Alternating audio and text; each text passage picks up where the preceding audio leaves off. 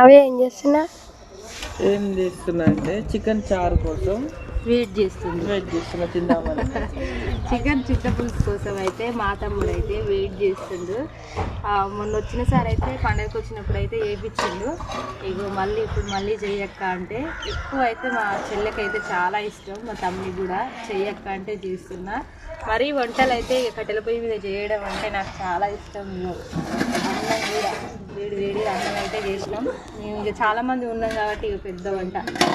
తర్వాత చికెన్ చింతపులుసు, వేడి అన్నం వేడి ఇక చింతపులుసుతోనైతే తింటే ఆ టేస్టే వేరు అసలు నిజంగా. మరి ఈరోజు ఎందుకు చింతపులుసు వస్తున్నా? మనం వచ్చినామనే. ఓకే ఫ్రెండ్స్, మరి మీరేం కర్రీ చేసిరో కామెంట్ అయితే చేయండి. ఓకేనా ఫ్రెండ్స్, మరి మీకేం కూర ఇష్టమో కామెంట్ చేయండి. బాయ్ మరి.